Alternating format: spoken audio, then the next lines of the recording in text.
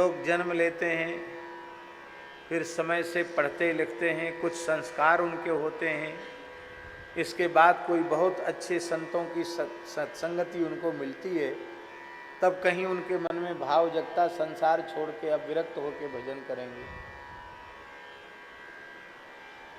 पर सुखदेव जी का तो वैराग्य ऐसा, जन्म लेते ही चल पड़े।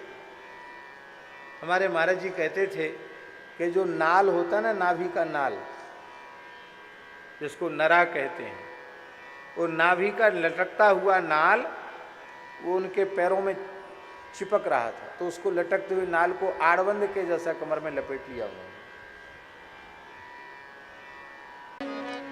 व्यासी पीछे पीछे जा रहे थे तो देवांगनाएं, उधर की बात है, उत्तराखंड की बात, एक झील में सरोवर में देवांगनाएं स्नान कर रही थी।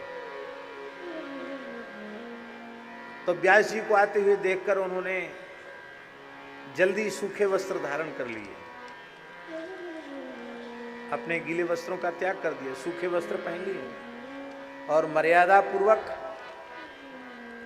श्री व्यास जी के चरणों में प्रणाम किया। व्यास जी खड़े हो गए, बोले देवियों एक बात है,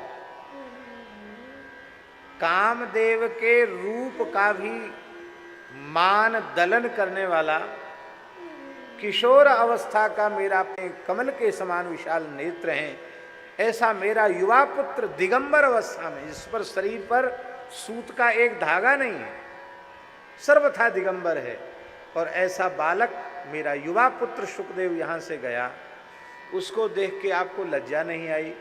और मेरी लाखों वर्ष की आयु है, मैं ज्ञान वृद्ध, वयो वृद्ध, तप वृद्ध, और मुझे देखकर तुम लोगों को संकोच हो गया, तुम लोगों ने अपने अपने वस्त्र धारण कर लिए, क्या कारण है? भाई जवान को देख के कपड़ा पहनना चाहिए कि बड़े बूढ़े को देख के? बड़ा बूढ़ा तो बड़ा बूढ़ा है। देवांगनाओं ने प्रणाम करके विनम्रता पूर्वक कहा, भगवान आपके ज्ञान वैराग्य में हमें कहीं भी कोई संदेह नहीं, आप तो परम तत्व ज्ञान संपन्न हैं, किंतु आपके पुत्र सुखदेव का ज्ञान वैराग्य आप से भी उत्कृष्ट है। आप ज्ञानवान वैराग्यवान हैं,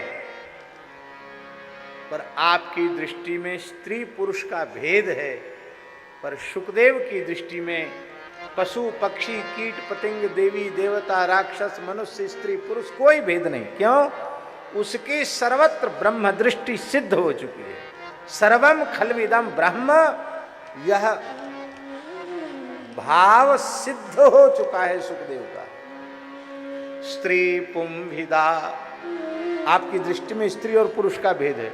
न तु सुतस्य, आपके पुत्र में वो भेद नहीं है।